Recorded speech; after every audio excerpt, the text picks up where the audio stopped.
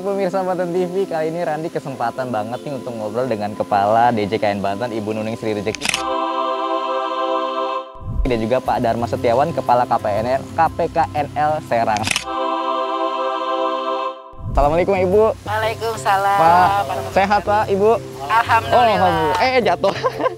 Ibu, Bapak nih kebetulan banget nih, saya sebetulnya punya keluhan, terus juga punya apa ya namanya ya, perasaan resah ini mengenai soal utang piutang seperti itu. Ini banyak apalagi kawan-kawan ini di tengah pandemi ini merasa bingung gitu ya Ibu, Bapak soal gimana ya cara bayar utang tapi di tengah pandemi seperti ini. Nah kebetulan kemarin saya dengar kabar ini ada sebutannya crash program nih. Boleh dijelasin nggak sih Ibu, Pak itu apa sih soalnya apa? Oke, makasih sebelumnya ya. Ini tadi lagi jalan-jalan Bu Esrian nih tadi. Betul.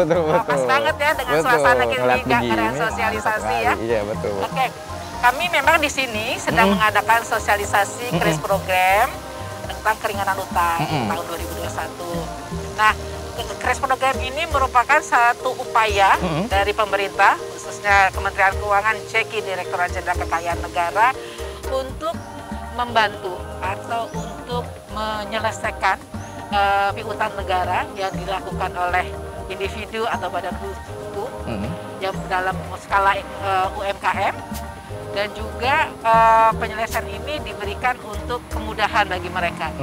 Dan ini merupakan kesempatan, momentum yang baik sekali karena hanya berlaku hanya 1 tahun. Oh, begitu ya. Sampai dengan 31 Desember 2021. 31 Desember 2021. Kalau boleh saya sharing juga kalau menurut aturan ya, itu Menteri Keuangan telah dalam mendukung crash program ini telah mengeluarkan peraturan nomor 15 tahun 2021, yaitu tentang keringanan hutang untuk instansi pemerintah yang diurus atau dikelola oleh DJKN.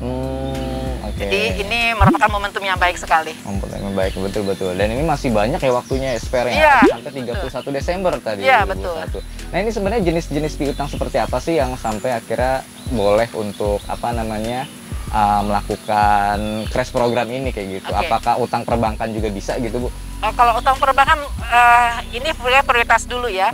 Crash program ini ada 2 bentuk, yaitu keringanan utang dan moratorium untuk yang sifatnya moratorium dan tindakan hukum ya. Dan ini tidak, pengecualian tidak semuanya, hanya untuk yang UMKM, terus kemudian individu atau perorangan yang punya kewajibannya itu sampai dengan 5 miliar ya. Kemudian kalau untuk yang individu sebagai dia punya tunggakan terkait dengan pemilikan KPR, RS dan RSSS sampai dengan 100 juta. Dan juga individu atau badan hukum yang memiliki kewajiban pokoknya, sisa kewajiban pokoknya sampai dengan 1M. Nah, ini di luar dari utang perbankan. Itu ternyata keputusan dari MK, Mahkamah Konstitusi tahun 2011. Jadi kami DJKN tidak lagi menerima pengurusan piutang dari perbankan. Seperti itu ya. Seperti itu. Nah saya mau nanya juga ke Pak Iwan nih, supaya nggak nervous ya gitu ya Pak Iwan. Menanti-nanti seperti itu pertanyaan apa yang bakal saya diberikan seperti itu. Pak Iwan, ini tujuannya sebenarnya apa sih Pak Iwan? Crash program ini sebetulnya? Sebenarnya gini, jadi ini merupakan satu kepedulian dari pemerintah kita. Terutama di masa pandemi ini kan kita semua tahu dampak ekonominya kan ya sangat terasa ya.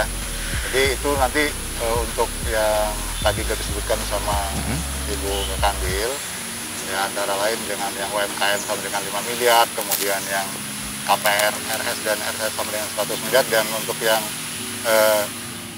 perorangan 100 juta mungkin bukan 100 miliar, bukan 100 juta. 100 juta, sorry. Itu dan ditambah untuk yang satu lagi yang sisa utangnya sampai dengan 1 miliar. Seperti itu. itu. Dengan catatan itu berasal dari piutang yang dari instansi pemerintah. Jadi penyerap piutangnya itu bukan dari perbankan. Bukan dari perbankan. Dari instansi pemerintah ataupun yang istilahnya dari channeling juga bisa. Gitu. Seperti itu. Jadi khusus ini untuk yang instansi pemerintah, jadi dalam bentuk kementerian atau lembaga. Oh, kayak gitu. Kan kayak misalnya Kominfo juga untuk kayak gini nih misalnya nyewa apa frekuensi radio gitu kan. Nah itu kalau ada itu bisa. Bisa ya, ada keringanan seperti tapi itu. kalau untuk perbankan udah nggak bisa. Oke, perbankan itu udah nggak bisa. Udah nggak bisa. Nah ini untuk apa ya namanya penerimanya ini sendiri sebetulnya bisa nggak sih untuk diperuntukkan ke siapa saja seperti itu untuk RES program ini kalau boleh tahu Bu? Ini kita memang diprioritaskan ya. Ini kan intinya adalah penyelesaian keringanan utang ya. Prioritasnya adalah 3, yaitu yang pertama tadi saya sudah sebutkan, mungkin saya ingatkan lagi, yaitu pada individu atau badan usaha atau bentuk hukum yang skalanya kecil, yang apa namanya dalam kategori UMKM. Oh, UMKM. Tentu saja ini yang mereka memiliki utang sampai dengan 5M. Ya. Kemudian yang kedua adalah debitur yang memiliki KPR, yang memiliki sebagai kreditor KPR rumah sederhana dan RSSS yang memiliki hutangnya itu sampai dengan 100 juta.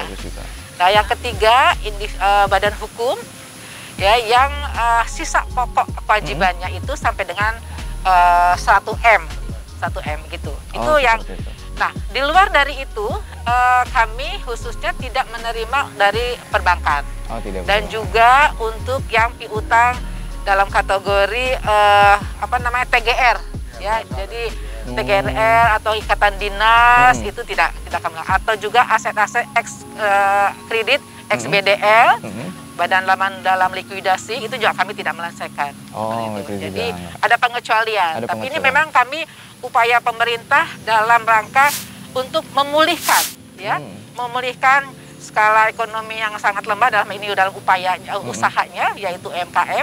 Jadi pemerintah mengeluarkan PMK 15 tahun 2021 ini untuk mendorong mereka dan memberikan kemudahan-kemudahan untuk menyelesaikan hutang-hutangnya. Oh, seperti itu. Nah, ini juga menarik nih Bu. Ini kan lagi di tengah pandemi juga ya Bu ya, sama Pak Iwan juga nih. Ini ada kebijakan khusus nggak sih untuk apa ya namanya mereka para penghutang yang di tengah pandemi seperti sekarang ini?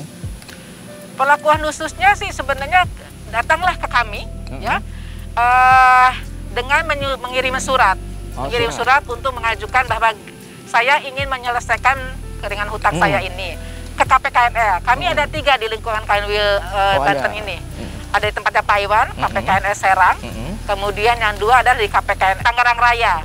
Tangerang Raya itu ada 2. Ada 2. KPKN Tangerang 1 dan KPKN Tangerang 2. Jadi ini momentum yang baik dan seharusnya dimanfaatkan bagi siapapun ya, khususnya yang tadi saya bilang kategori tadi, untuk berbondong-bondong untuk datanglah.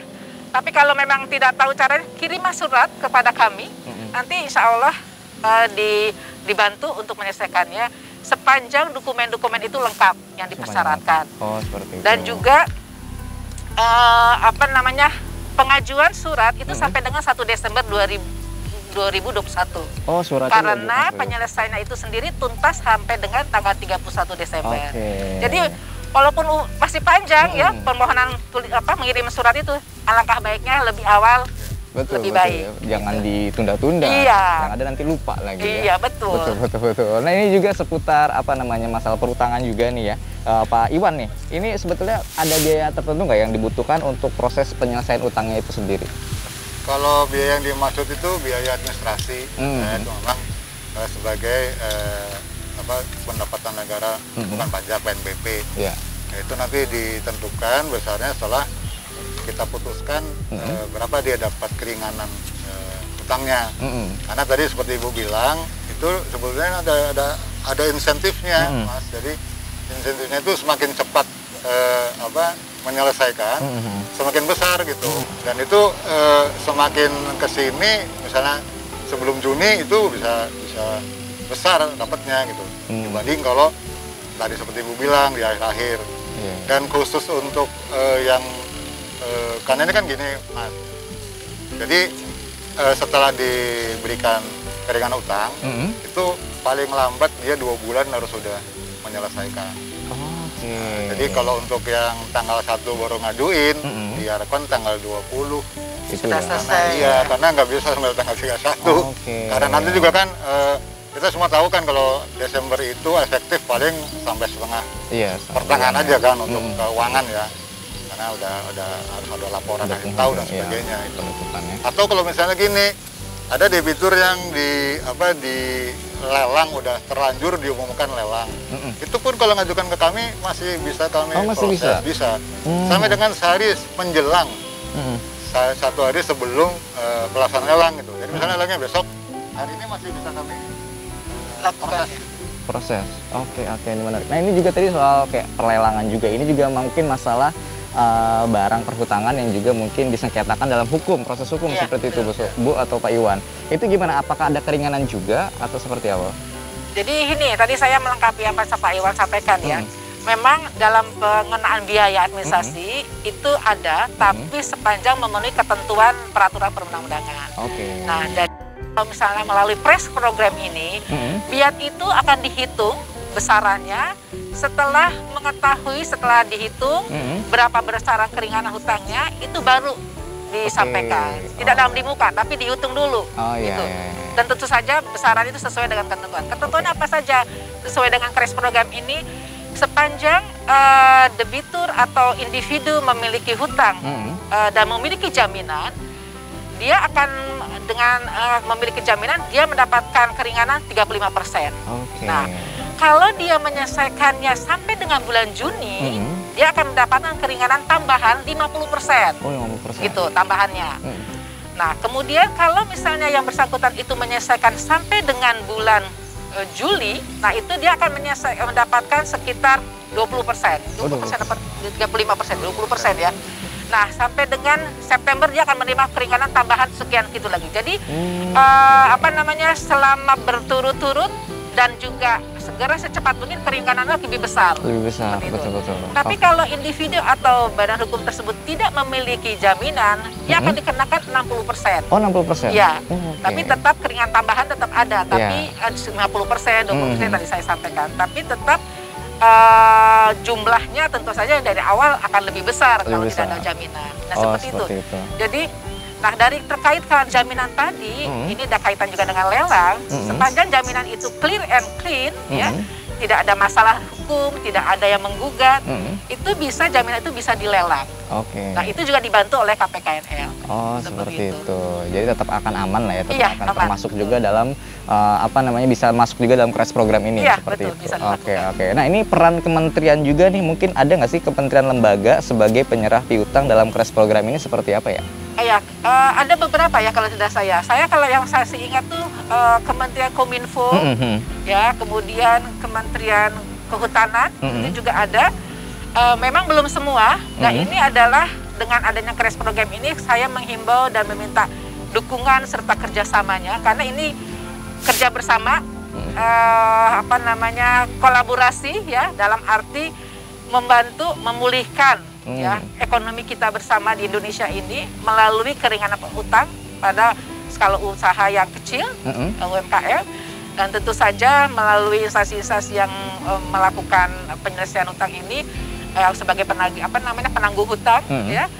Kami harapkan mereka juga langsung segera menggunakan fasilitas atau momentum yang baik ini untuk menyelesaikan keringanan hutang ya. Oh, seperti itu. Nah, terakhir juga saya pengen nanya nih seputar prosesnya. Berapa lama sih Bu untuk proses penyelesaian atau juga pendaftaran atau seperti apa ya sebutannya untuk pengurusan permohonannya ini lah?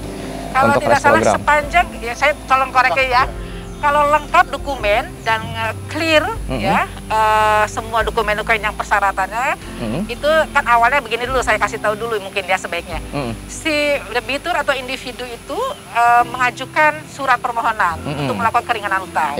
Nanti kan atau datang langsung ke KPK tadi. Nah, nanti kan diberitahu oleh para pegawai kami dari KPK ini atau segera dijawab membalas surat tersebut dan disampaikanlah setelah debitur itu atau individu itu menerima jawaban, dia melengkapi dokumen-dokumen itu dan datanglah langsung. Nah, sepanjang lengkap, kita akan bisa menyelesaikan dalam waktu 3 hari. Oh, 3 hari? 3 hari, iya. Cepat dong prosesnya termasuknya ya? Yang lamanya itu kan bolak-balik karena tidak lengkapnya itu, seperti itu. Oh, seperti itu. Ada mungkin telepon interaktif, Ibu, mungkin yang bisa dihubungi mungkin dari debitur yang pengen nanya dulu deh kira-kira persyaratannya apa aja, atau mungkin ada media sosial atau juga mungkin website khusus gitu Bu? ada bisa website dikunjungi. mungkin yang ke Pak Iwan mungkin ya. Yang utama sih kalau di pusat ada namanya Halo di JKN. Cuma nanti kalau ke sana juga pasti diarahinnya ke KPK yang terdekat. Oh gitu, jadi untuk langsung datang juga Iya, ke langsung lokasi. datang aja ke Betul ya. Alamatnya mungkin Pak Iwan. Oh ya, nanti kalau untuk KPK Serang itu di Jalan Raya daerah Cilegon, Jalan Ketiga, maksudnya Kecamatan Taktakan. Kecamatan Tangtangan. Jadi nanti sebelum nanti membawa dokumennya, kalau pajak nanti di situ bisa ditanyakan. Jadi pada datang yang berikutnya sudah harapan sudah lengkap. Gitu. Sudah lengkap ya. Dan ini bedanya gini Mas, ya kalau dulu kan kita hapuskan tuh bunga denda sama ongkosnya ya, penaltinya. Oh iya. Ini pokoknya yang kita Oh pokoknya. Pokok plus bunga-bunga ya. Udah jelas dihapus kalau itu. Oh iya. Kalau dulu kami pernah iya. sebelumnya ini itu bunga denda dan ongkos, misalnya penalti lah gitu Iya. ya. Itu yang dihapuskan. Jadi Iya. debitur cuma melunasi pokoknya aja, tapi yang ini istimewa nih. Oh ini Jadi saya. kata ibu bilang sayang kalau dilewatkan. Sayang Ini dilewatkan. pokoknya. Oh Jadi gitu. bener-bener makanya kami selektif cuman yang tadi maksimal UMKM ya. Kemudian yang KPR itu 100 juta. Iya. Dan yang satu lagi yang terakhir itu 1 miliar gitu kan. Iya. Sisa utangnya.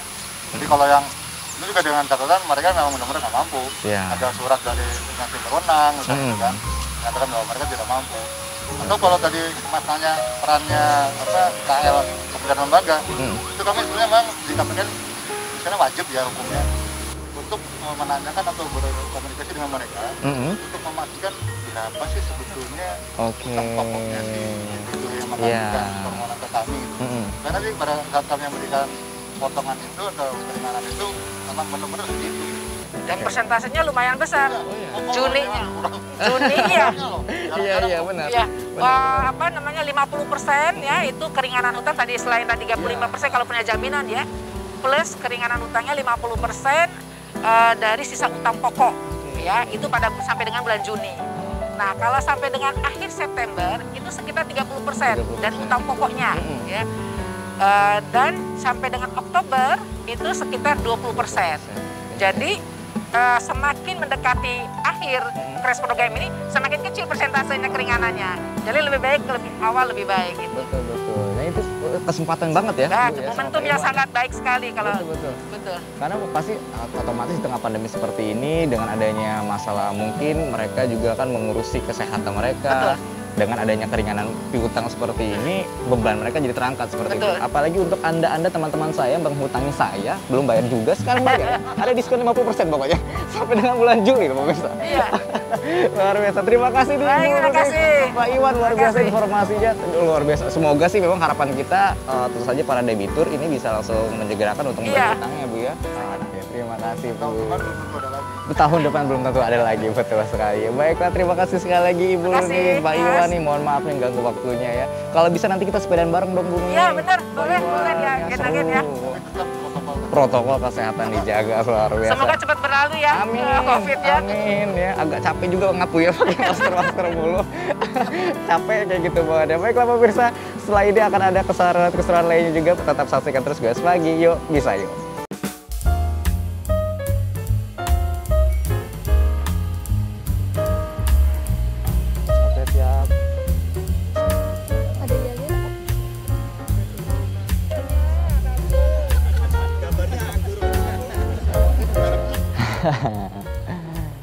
Ya itu dia pemirsa, luar biasa sekali Guys Pagi kita pada episode kali ini, dimana berkesempatan berbicara dengan dua orang yang sangat ramah sekali, Bu Nuning dan juga Pak Iwan. Luar biasa ngasih tahu mengenai juga wawasannya mengenai adanya crash program pemirsa, soal seputar keringanan piutang yang bisa kamu rasakan untuk kamu yang mungkin memiliki utang kepada negara.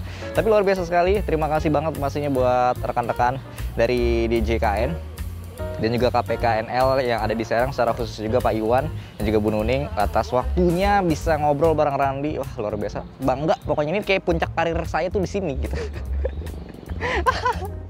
Besok minggu depan pemirsa, Randi bakal ngajak kamu sepedaan ke rumah hutan yang pasti episodenya bakal jauh seru banget tuh, the max pokoknya. Itu adalah episode kesukaan Randi. Penasaran dengan episode nanti minggu depan? Saksikan terus pokoknya Guys Pagi. Yuk bisa yuk kita kerabat kerja pamit undur diri. Terima kasih, sampai jumpa lagi. Wassalamualaikum warahmatullahi wabarakatuh. Dadah.